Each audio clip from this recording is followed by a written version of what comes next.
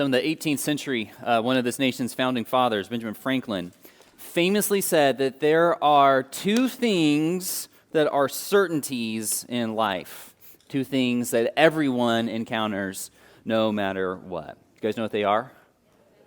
Death and taxes. Death because everyone eventually dies, and taxes because everyone eventually pays.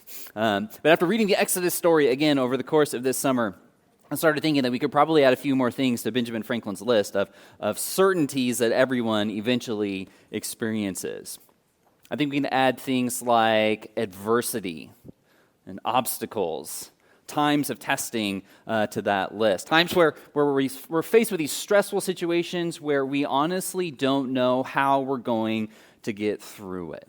Throughout the Exodus story, Israel has certainly experienced its fair share of hardships, suffering, adversity, challenges, enemies, scarcity, etc., out there in the wilderness. And if you've read any of this story at all, then you know that unfortunately, in most of those cases, their response has been centered more in anger, in fear, in doubt, than in trust and faith in God. Right? When those hardships came out there in the wilderness, they were quick to doubt God. They were very quick to lash out at their leaders, Moses and Aaron and Joshua and all of those guys.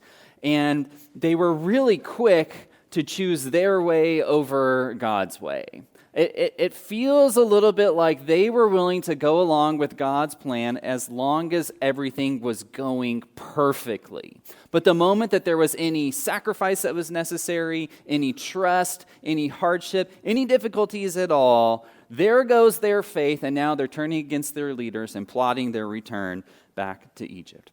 We can look at this story and kind of get up on our high horse and look down on Israel and think, how could they? Like, how weak was their faith? Why were they so quick to complain and grumble and abandon God? But before we do get up there on that high horse and kind of look down on Israel for all the messed up things that they did, we really need to remember that in the Exodus story, the people of Israel represent all of us. Imperfect people with an imperfect faith, trying to follow God, but more often than not falling short rather than rising to the challenge. So let's remember that as we're reading the Exodus story this summer, we are trying to focus on a few different things. Number one, as we read this story, we're asking ourselves, what do we learn about God? What is He like? What does He expect from us? How does He respond to our fears and failures and our doubt? Number two, what does this story teach us about ourselves? What are people like when they're at their best, trusting and following God faithfully? What are we like when we're at our worst, filled with fear and doubt and riddled with anxiety?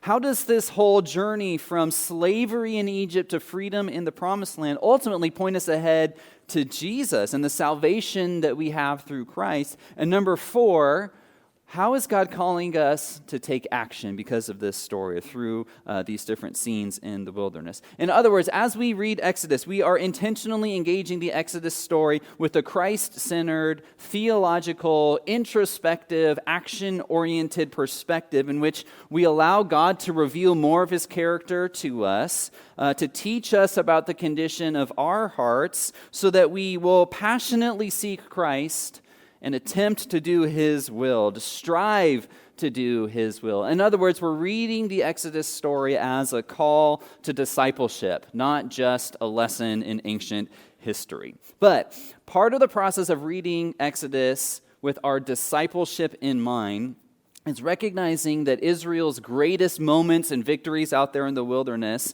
are meant to show us what we're capable of when we choose to live with faith and trust God with all of our hearts. Just like Israel's biggest failures in the wilderness, their fear, their doubt, their complaining, show us what we're prone to do when we let fear take root in our hearts instead of walking each day by faith. So today's sermon is called Faith Over Fear. You could just as easily call it Trust and Obey, if you guys remember that old hymn. But this sermon is based on a really famous story in Numbers 13 and 14 about the 12 spies who entered into the promised land before the rest of Israel, and they came back and they gave a report on everything that they found. If you've heard this story, then you know that 10 of those spies came back and they were just paralyzed by fear. Yeah, the land was great, but they were overwhelmed with the fear of the potential cost of what it would take to go in and take it, and only 2 were willing to take that leap of faith. And this story is reminding us that we are called to courageously pursue God's will for our lives by trusting in God's power, by trusting in His promises, despite our circumstances, our doubts, and our fears. So here's what happened. I'll give you the high-level summary of this story. You might be familiar with it already. It's from Numbers 13 and 14. But you can also read Deuteronomy chapter 1 to get in some where Moses fills in some more of the details. He will actually retell this story near the end of the Exodus journey. So if you look at Numbers 13 and 14, Deuteronomy chapter 1, here's kind of the gist of this story. Israel sends 12 spies in the promised land to figure out what they're up against. They need to figure out what are the cities like, what are the people like, what is the land like. They want to figure out what they're up against for the next phase of their journey, which is the conquest phase of this journey into the promised land. God wants all of Israel to be involved in this, and so He commands Israel to go ahead and choose one leader from each of the 12 tribes so that everyone is invested in this same process together. Caleb, whose name means wholehearted, and Joshua, whose name means the Lord Yahweh saves, are among those spies who go out into the land. And they're the only 2 who come back ready to conquer the land, just like God commanded. Everyone else is paralyzed by fear. So why are Caleb and Joshua willing to go and say, yes, let's do it, when everyone else is stuck in their fears? I think the meaning of their names basically tells you the answer to that. They wholeheartedly believe that the Lord will give them victory, that He will fulfill His promises, that He will be with them, that He will be their source of power, strength, and ultimately their salvation. Now, if you're familiar with the story, you know that Israel, the rest of the people, they don't side with Caleb and Joshua. They are filled with fear. They sabotage their leaders who are calling them to courage, calling them to faithfulness. And they jump on their phones on the Southwest app. They start booking one-way tickets back to Egypt. They're like, forget this. We can't do this at all. Let's go back. They would rather choose the slavery that they knew than risk entering into the promised land the way that God told them to. So let's back up a little bit, talk about what led to that moment, and then we'll take a closer look at Numbers 14, which is the aftermath of their rebellion here on the edge of the promised land.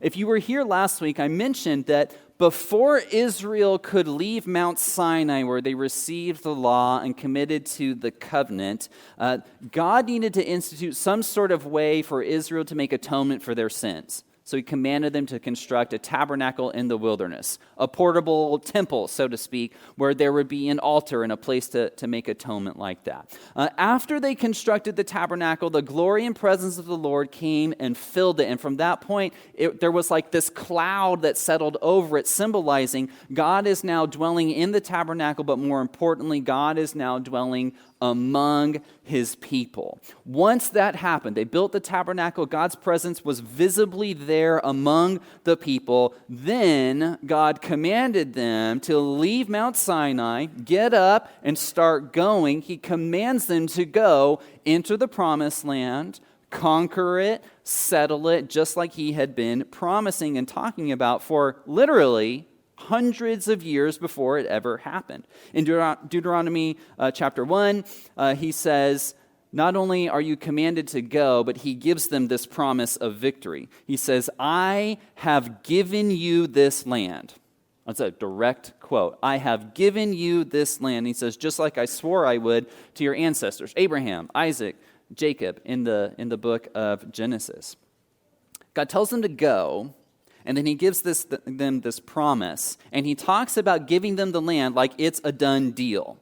It's not a maybe. It's not an if. It's not, hey, Israel, if you try your hardest and if you really fight with everything you have, maybe you'll have a chance at taking this land and conquering the people who live there. God says, you need to go because I've already given it to you. I've promised that I would, going back hundreds of years. This is a certainty. It's a done deal. This is not a maybe or an if. It's a rock-solid promise that Israel could bet their lives on. So he commands them to go. And then that cloud that came and settled over the tabernacle, it rose up and it started heading out into the wilderness in the direction of the promised land. So God commands them to go, and then he gives them this visual symbol. Okay, get up, let's get going. And so they followed the presence of God into the wilderness, onto the way to the promised land. And then once they get to the edge of it, in Deuteronomy 1:19 through 21, Moses comes before the people and he reiterates the command that God had given them. It's time to go. It's time to conquer. We got to go fight. We're going to take this land. God has promised to give us victory. It's go time. You've been cleared for takeoff. Time to shake and bake. Translate that whatever way makes sense for you. You got a green light. Now let's go take it. But then, in Deuteronomy chapter 1, what we find out is that the people of Israel come to Moses and they basically say something like this. You know, Moses, we've been thinking about this conquer the promised land thing, and we would really, honestly, truly feel a lot more comfortable if we could sort of form this committee of key stakeholders, and we want to study the issue, we want to identify known risks, develop some key performance indicators, circle back on this a little bit, see if we have the bandwidth to hit the ground running and, kind of do this whole strategic initiative thing. So let's just get a team together and go study the topic, debate the question, figure out what we need to do next. They basically turned into a bunch of corporate bureaucrats who wanted to debate a plan that God had already decided on and command them to pursue. And honestly, that's one of the most important lessons from this story. That attitude right there is one of the biggest red flags or warnings that Numbers 13 and 14 is giving us. Too often, we end up debating things that God has already decided. We sit back and debate things that God has already clearly instructed us to do. We question whether or not we're going to do things God has already commanded us, like go make disciples, love your neighbor as yourself. And then we rationalize our inaction with spiritual sounding excuses like, well, I'm just not sure that's my calling. Or I don't think I have the right spiritual gifts to do that. We're not that kind of church. We take things that God has commanded us to do, and we sit back and debate whether or not we're going to do it. The better question to ask is, how are we going to accomplish the things God has called us to do? Not if we are going to attempt it, but how are we going to do this? That's a question of strategy. It's not a debate over whether we're going to do it in the first place. That being said, Moses does actually accommodate their request. God commands them to send the spies. Moses wants them to focus on the people and the city so that they can develop a strategy on how they're going to conquer it, and to focus on the land itself so that the people of Israel would hear about how awesome it is and use that as a motivation to be strong and courageous and to not be afraid and to enter the land the way that God commanded them to. Ultimately, as you know, 10 chose fear and only 2 chose faith. The 10 came back and they spread this really awful report about the people, or the people who lived there, the cities that were there and all that. And their message was, yeah, sure, the land is awesome, and it would be great if somehow we could go get it, but we're never going to be able to take it. Like, they were kind of saying, let's be realistic. The land was awesome, but we're never going to have it. Like, the people there are like giants. They're huge, we're small. We're weak, they're strong. Their cities are like Fort Knox. It ain't never going to happen, so let's just give up now, right? So in their fear and doubt and anxiety, they give up before the battle even started.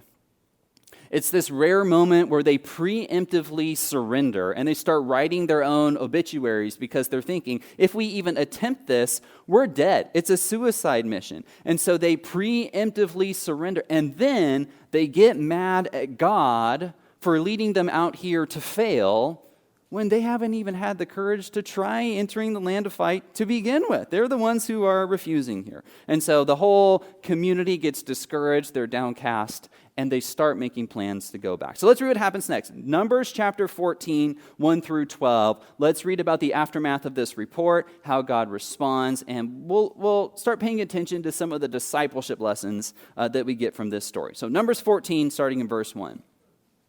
That night, all the members of the community raised their voices and wept aloud. All the Israelites grumbled against Moses and Aaron, and the whole assembly said to them, "If only we had died in Egypt or in this wilderness. Why is the Lord bringing us to this land only to let us fall by the sword? Our wives and children will be taken as plunder. Wouldn't it be better for us to go back to Egypt?" And they said to each other, "We should choose a leader and go back to Egypt." And then Moses and Aaron fell face down in front of the whole Israelite assembly gathered there. Joshua, son of Nun, and Caleb, son of Jephunneh, who were among those who had explored the land, tore their clothes. And they said to the entire Israelite assembly, "The land we passed through and explored is exceedingly good. If the Lord is pleased with us, he will lead us into that land, a land flowing with milk and honey, and he will give it to us. Only do not rebel against the Lord, and do not be afraid of the people of the land, because we will devour them. Their protection is gone, but the Lord is with us. Do not be afraid of them."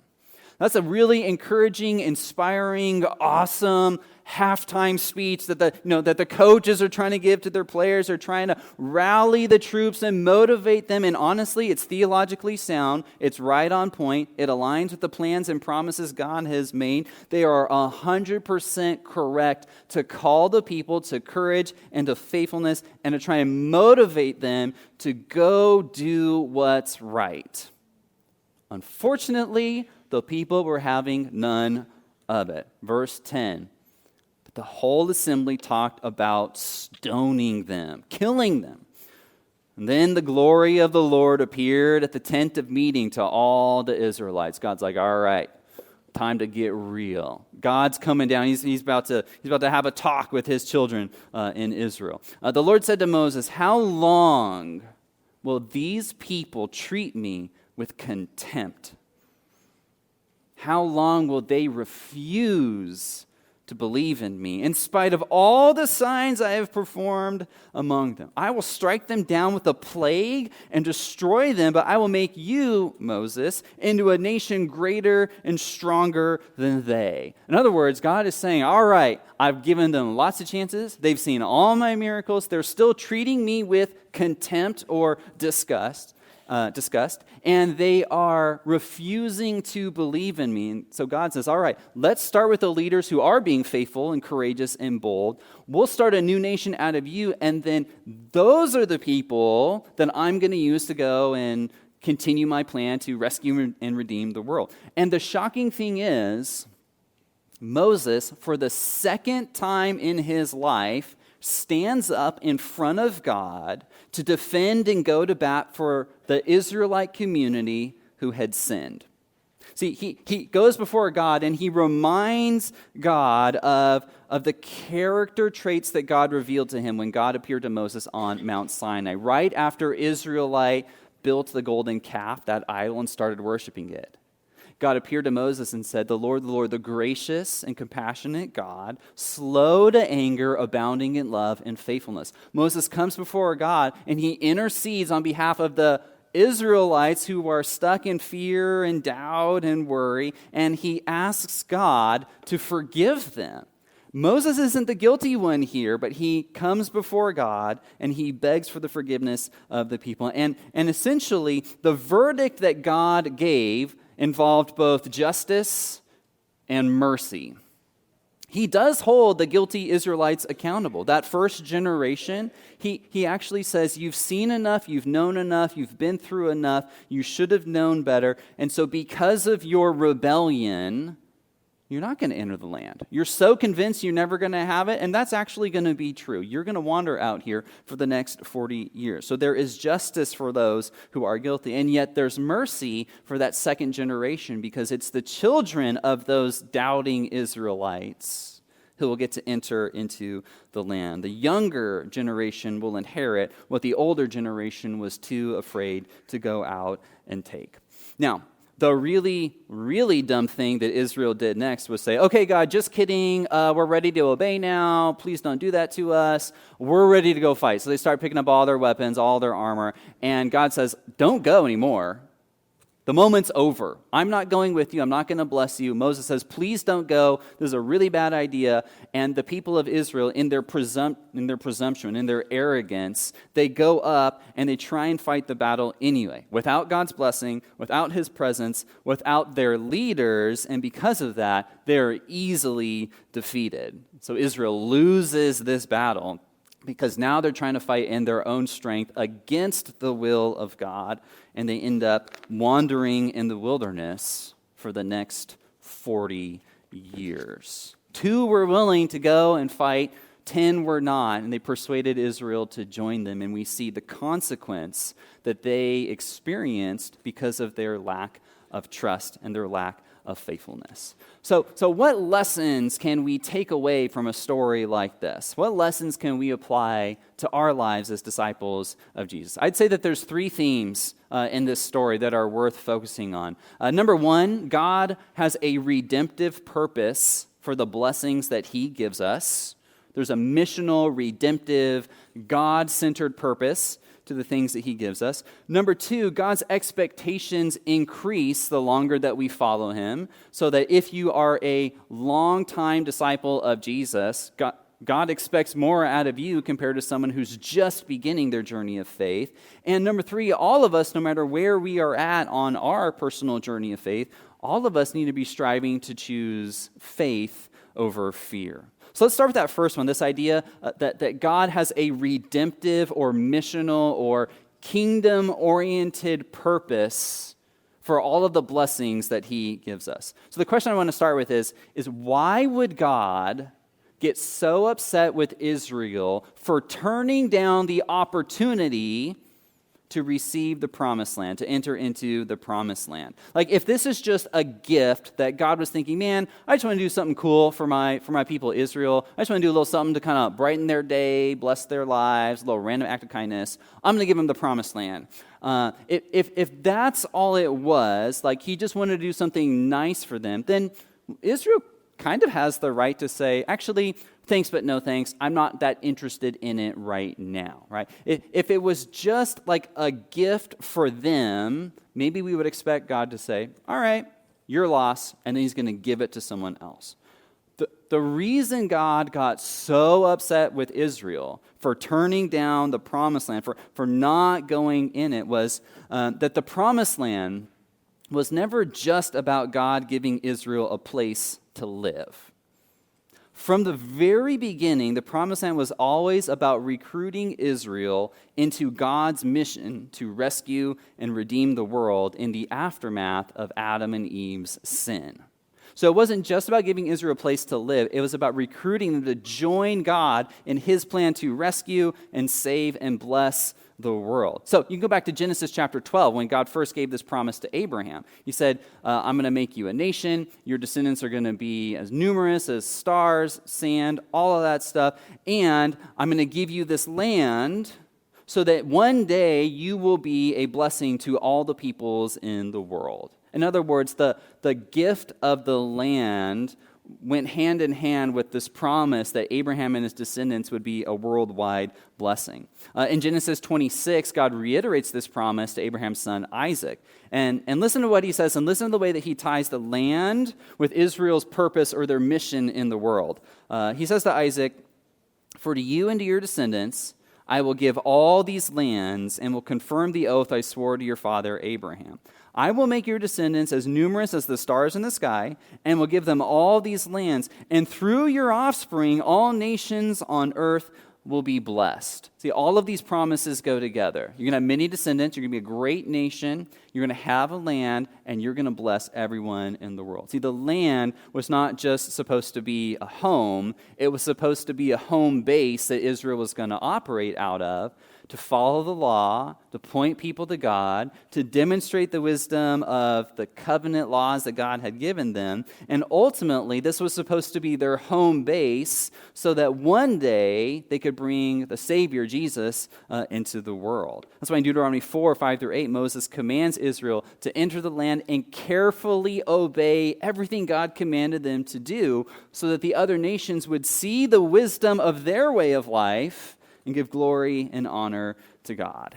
And so this idea here, it's a lot like Jesus' parable of the talents, if you remember that one, where there's a master going away for a while and trusts his wealth to his various servants. So that parable is about the way that God expects his followers to take the gifts that they've been given and to use them for the glory of God and the good of the world. Not just bury them in the ground and try and protect them until God comes back or something along those lines.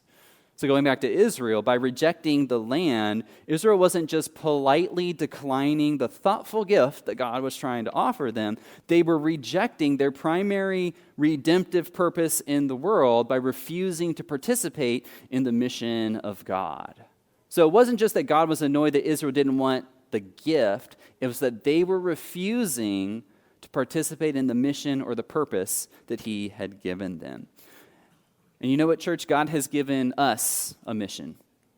He's given us a mission individually, given us a mission collectively.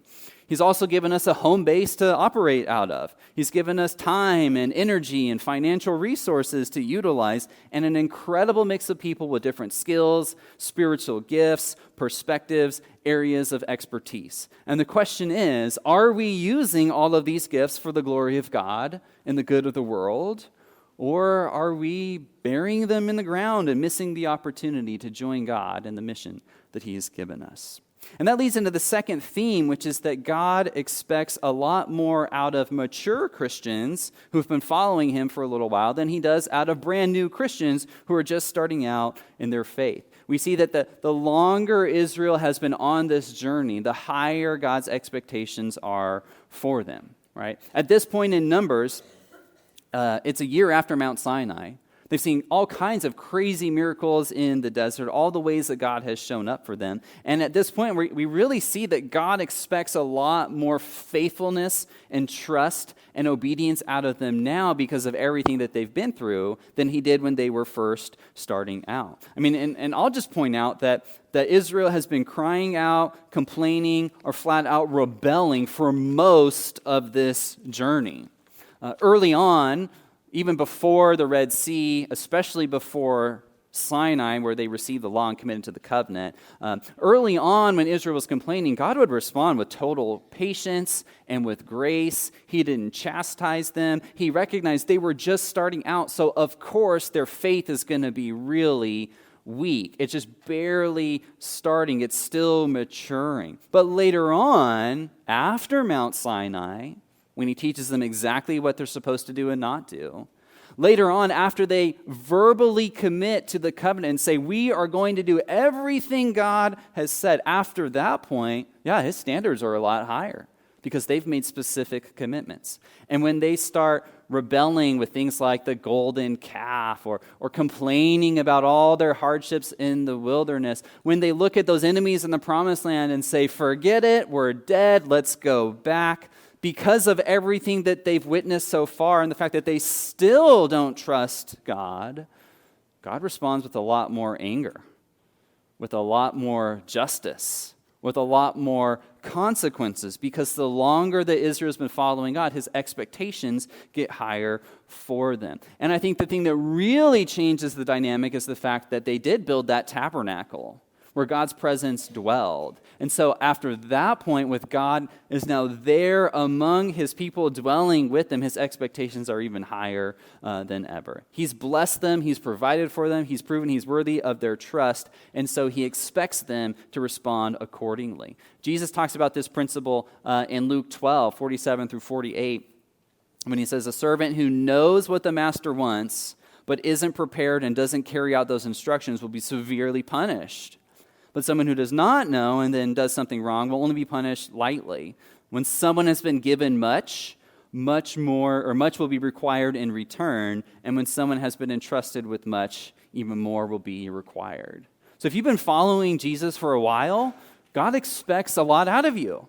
He expects maturity. He expects trust. He expects faithfulness. He expects that you'll think back on all of the ways God has been there for you and blessed you and protected you and taught you and helped you overcome your obstacles and trials. And you will think about those things and let it impact how you respond now when you face that new challenge or that new trial or that new season of adversity. God has higher expectations for longtime disciples who've had every opportunity to grow and mature in their faith.